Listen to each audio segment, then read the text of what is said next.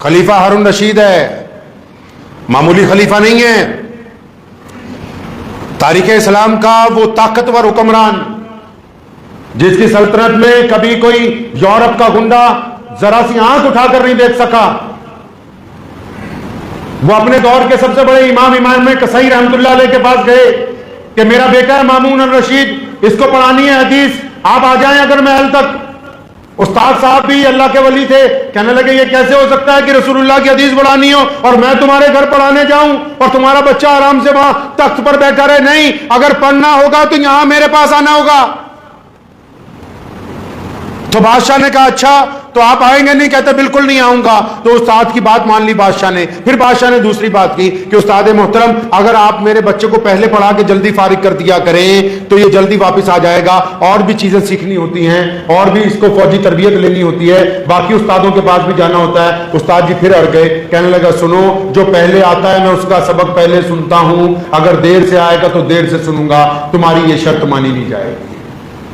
खलीफा घर गया, उसने अपने बेटों को कहा कि मैंने तुम्हारे उस्ताद को सिर्फ जांचने के लिए 2 बातें कही थी और यह साबित हो गया है कि उस्ताद सबसे बेहतर है।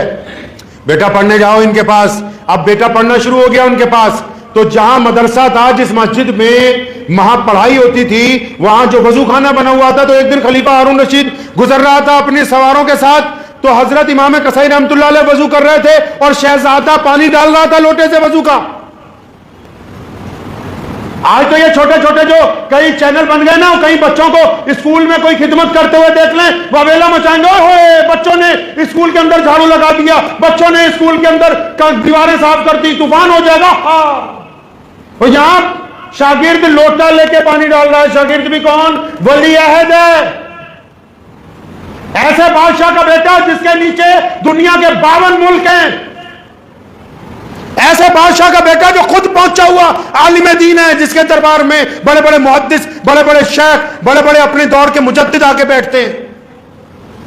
हजरत वजू कर रहे हैं, अब बादशाह का बेटा लोटे से पानी डाल रहा है। आजकल का बाप होता ना, वो फौरन ही आड़पंदा, अच्छा तुसी मेरे पुत्र को पानी मंगाया, साडा मुंडा स्कूल पढ़न लिया आया, तो पानी पिलाने लिया आया। लेकिन वो हारून रशीद था, उसको पता था एक बाप कैसा होता है। बादशाह होना अलग बात है, बाप होना अलग बात है, मजदूर होना अलग बात है, बाप होना अलग बात है, इंजीनियर होना अलग बात है, बाप होना अलग बात है, मंत्री बनना अलग बात है, बाप होना अलग बात है। बाप का मुआवजा आपके काम से नहीं हो सकता है। अब जब बादशाह ने देखा ना कि शहजादा पानी डाल रहा है, बादशाह के जितने वजीर थे, जर्नैल के साथ में, वो घबरा गए। लगता कि बादशाह साहब को गुस्सा आ गया कि शहजादा भेजा था पढ़ने के लिए, ये पानी लेके अपने उस्ताद को वजू करा रहा है। तो बादशाह के हाथ में दुर्रा था, वो करीब गया, उसने बड़ी जोर से ना दुर्रा अपने बेटे की कमर के ऊपर मारा। जब बेटे की चोट लगी, उठ के खड़ा हो गया, अबू जी क्या बात हो गई, आप नाराज हो रहे हैं?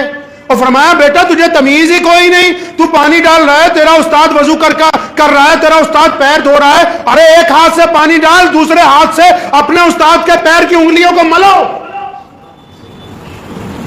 इतनी तमीज तो तुम्हें होनी चाहिए ना कि ये तुम्हारा उस्ताद है जिसको बाप से बड़ा दर्जा दिया गया, ये तुम्हारा उस्ताद है जो मां से ज्यादा तुम्हें प्यार करता है, जो चाहता है मां बाप के बाद कि तुम ऊंचे मुकाम तक पहुंचो। तुम कैसे बच्चे हो यार कि तुम पानी डाल रहे, उस्ताद अपने आप अपने पैर मल रहा है। नहीं मेरे बच्चे, एक हाथ से पानी डाल, एक से पैर मल। उस्ताद ने जब ये बात सुनी तो उठ के खड़े हुए और उन्होंने दुआ दी थी कि हारून रशीद, अल्लाह तेरा भी इकबाल बुलंद करेगा, तेरी आने वाली नस्लों का भी इकबाल बुलंद करेगा।